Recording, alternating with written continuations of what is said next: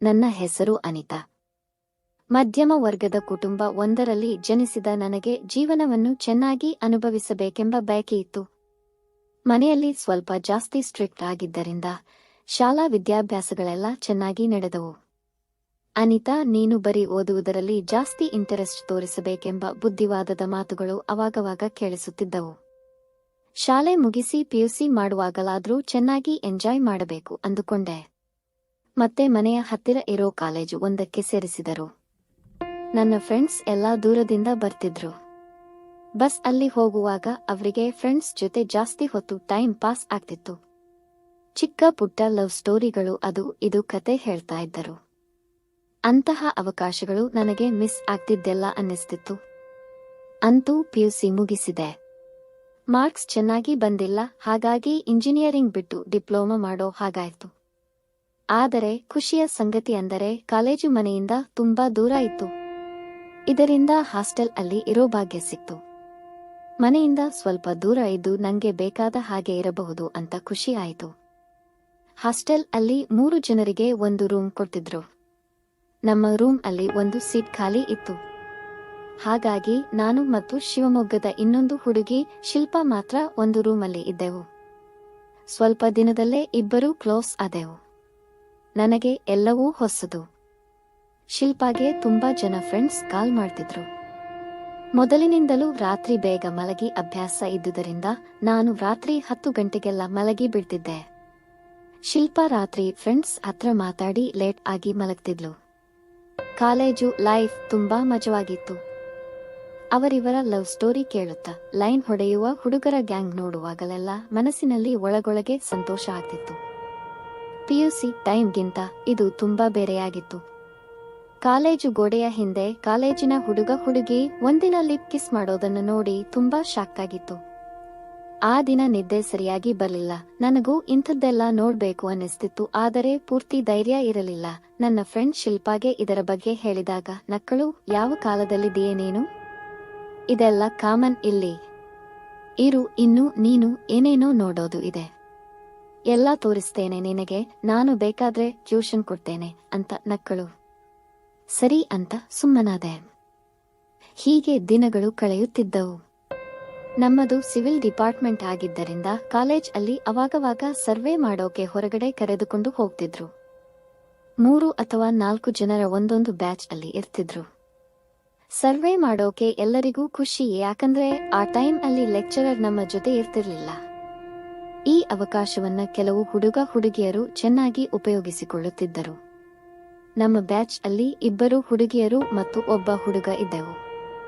ನಾನು, ಮಮತಾ ಹಾಗೂ ವಿವೇಕ್. ನನ್ನ ಹತ್ರ ಅಲ್ಲೇ ಇರೋಕೆ ಹೇಳಿ 10 ನಿಮಿಷದಲ್ಲಿ ಬರ್ತೇವೆ ಅಂತ ಮಮತಾ ಮತ್ತು ವಿವೇಕ್ ಹೋದರು. ತುಂಬಾ ಹೊತ್ತಾದರೂ ಬರಲಿಲ್ಲ. ನಾನು ನನ್ನ ಪಾಡಿಗೆ ಮೊಬೈಲ್ ಅಲ್ಲಿ ಏನೋ ನೋಡ್ಕೊಂಡು ಕೂತ್ಕೊಂಡೆ. ತುಂಬಾ ಹೊತ್ತಾದ ಮೇಲೆ ಅವರಿಬ್ಬರು ಬಂದಾಗ ಎಲ್ಲಿ ಹೋಗಿದ್ರಿ ಅಂತ ಕೇಳಿದೆ. ವಿವೇಕ್ ಸುಮ್ನೆ ನಗುತ್ತಾ ಎಲ್ಲೋ ಹೋಗಿದ್ವಿ ಮಮತಾ ಹತ್ರ ಕೇಳ್ಕು ಅಂತ ಹೇಳಿದ. ಆದರೆ ಮಮತಾ ಏನೂ ಹೇಳಲಿಲ್ಲ, ಸುಮ್ನೆ ನಗ್ತಿದ್ಲು. ರೂಮಿಗೆ ಹೋದ ಮೇಲೆ ಶಿಲ್ಪಾ ಹತ್ರ ಈ ವಿಷಯ ಹೇಳಿದೆ. ಸರ್ವೆ ಮಧ್ಯದಲ್ಲಿ ಅವರಿಬ್ಬರು ಎಲ್ಲಿಗೆ ಹೋಗಿರಬಹುದು ಅಂತ ಕೇಳಿದೆ. ಅದಕ್ಕೆ ಶಿಲ್ಪಾ ಹೇಳಿದ್ಲು, ಏನೋ ಟೈಮ್ ಪಾಸ್ ಮಾಡೋಕೆ ಹೋಗಿರ್ಬೇಕು. ಎಲ್ರೂ ಅದೇ ಮಾಡ್ತಾರೆ, ಹೋಗ್ತಾ ಹೋಗ್ತಾ ನಿಂಗೆ ಗೊತ್ತಾಗುತ್ತೆ ಅಂತ ಹೇಳಿದ್ಲು. ನೆಕ್ಸ್ಟ್ ಟೈಮ್ ನೀನು ಅವರನ್ನ ಫಾಲೋ ಮಾಡ್ಕೊಂಡು ಹೋಗಿ ನೋಡು ಅಂದ್ಲು. ನಂಗೆ ಕುತೂಹಲ ಜಾಸ್ತಿ ಆಯ್ತು. ನೆಕ್ಸ್ಟ್ ಸರ್ವೆ ಪೀರಿಯಡ್ಗೆ ಕಾಯ್ತಾ ಇದ್ದೆ. ಆ ದಿನ ಬಂತು. ಸರ್ವೆಗೆ ಹೊರಗಡೆ ಕರ್ಕೊಂಡು ಬಂದ್ರು. ಅದು ಒಂದು ದೊಡ್ಡ ವಿಶಾಲವಾದ ಜಾಗ. ಅಲ್ಲಲ್ಲಿ ಮರಗಳಿದ್ದವು. ಸ್ವಲ್ಪ ಹೊತ್ತು ಸರ್ವೆ ಕೆಲಸ ಆದ ಮೇಲೆ ಮಮತಾ ಮತ್ತು ವಿವೇಕ್ ಬರ್ತೇವೆ ಸ್ವಲ್ಪ ಹೊತ್ತಲ್ಲಿ ಅಂತ ಹೇಳಿ ಹೊರಟರು. ಓಕೆ ಅಂತ ಹೇಳಿ ಅಲ್ಲೇ ನಿಂತ್ಕೊಂಡೆ. ಅವರು ಹೋಗಿರೋ ಜಾಗ ನೋಡ್ಕೊಂಡಿದ್ದೆ. ಸ್ವಲ್ಪ ಹೊತ್ತು ಬಿಟ್ಟು ಅವರು ಹೋಗಿರೋ ಕಡೆ ನಿಧಾನಕ್ಕೆ ಹೊರಟೆ. ಒಂದು ಪೊದೆ ತರ ಇರೋ ಜಾಗ ಇತ್ತು. ಅದರ ಒಳಗಡೆ ಏನಾದರೂ ಹೋಗಿರಬಹುದು ಅಂತ ಆ ಕಡೆ ಹೋದೆ. ನನ್ನ ಕಣ್ಣುಗಳನ್ನೇ ನಂಗೆ ನಂಬೋಕೆ ಆಗ್ಲಿಲ್ಲ. ಇಬ್ರು ತಬ್ಕೊಂಡು ಕೂತ್ಕೊಂಡಿದ್ರು. ನನ್ನ ಹಿಂದೆ ಮುಂದೆ ನೋಡಿದೆ. ಹತ್ತಿರದಲ್ಲಿ ಬೇರೆ ಯಾರೂ ಇರಲಿಲ್ಲ. ಹಾಗಾಗಿ ಧೈರ್ಯವಾಗಿ ಅವರಿಬ್ಬರನ್ನು ನೋಡುತ್ತಾ ನಿಂತೆ. ನಾನು ನೋಡುತ್ತಿರುವುದು ವಿವೇಕ್ ಮತ್ತು ಮಮತಾಗೆ ಕಾಣಿಸುತ್ತಿರಲಿಲ್ಲ. ಸಿಕ್ಕ ಅವಕಾಶವನ್ನು ಇಬ್ಬರೂ ಚೆನ್ನಾಗಿ ಬಳಸಿಕೊಳ್ತಿದ್ದರು. ವಿವೇಕ್ ಅವಳ ತುಟಿಗೆ ಬಾಯಿ ಹಾಕಿ ಚೀಪ್ತಾ ಇದ್ದ. ಅವನ ಕೈ ಮಮತಾಳ ಮೂಲೆಗಳನ್ನು ಬಟ್ಟೆ ಮೇಲಿಂದಲೇ ಸವರುತ್ತಾ ಇತ್ತು. ನೋಡುತ್ತಾ ಇದ್ದ ನನ್ನ ಮೈ ಜುಮ್ ಅನ್ನಿಸುತ್ತಿತ್ತು. ನೋಡುತ್ತಿದ್ದಂತೆ ವಿವೇಕ್ ಅವಳ ಸಲ್ವಾರ್ನ ಟಾಪ್ ಮೇಲಕ್ಕೆತ್ತಿ ಬ್ರಾ ಮೇಲಿಂದ ಅವಳ ಮೂಲೆ ಸವರೋಕೆ ಸ್ಟಾರ್ಟ್ ಮಾಡಿದ. ಫುಲ್ ಮೂಡ್ಗೆ ಹೋದ ಮಮತಾಳ ಮೂಲೆಗಳು ಉಬ್ಬಿ ನಿಂತಿದ್ದವು.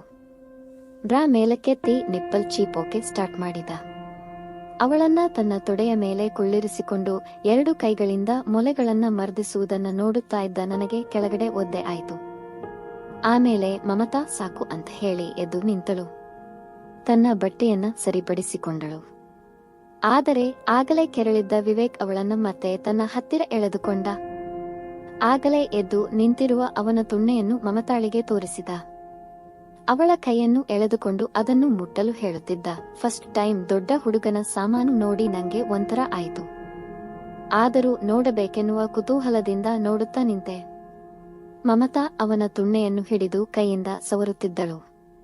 ಅವಳು ಅದನ್ನ ನಿಧಾನಕ್ಕೆ ಮಸಾಜ್ ಮಾಡುತ್ತಾ ಇದ್ದಾಗ ವಿವೇಕ್ ಕಣ್ಣು ಮುಚ್ಚಿ ಅನುಭವಿಸುತ್ತಿದ್ದ.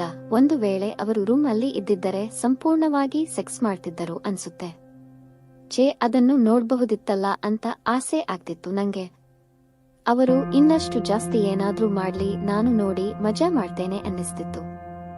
ಮಮತಾ ಅವನ ಸಾಮಾನನ್ನು ಹಿಡಿದು ಕೈಯಿಂದ ಹಿಂದೆ ಮುಂದೆ ಮಾಡಿ ಅವನಿಗೆ ಮಜಾ ಕೊಡುತ್ತಿದ್ದಳು.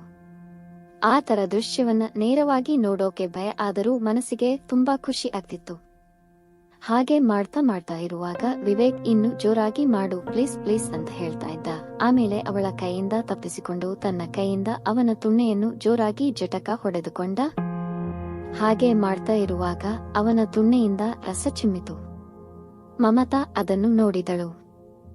ಜಿ ಅಂತ ಹೇಳಿ ದೂರ ಸರಿದಳು. ವಿವೇಕ್ ನೋಡೋಕೆ ಸುಸ್ತಾದವನಂತೆ ಇದ್ದ. ತನ್ನ ಬಟ್ಟೆ ಸರಿ ಮಾಡಿಕೊಂಡು ಅಲ್ಲೇ ಕುಳಿತ. ಉಳಿದದ್ದನ್ನು ಮುಂದಿನ ವಿಡಿಯೋದಲ್ಲಿ ನೋಡೋಣ. ನಮಸ್ಕಾರ.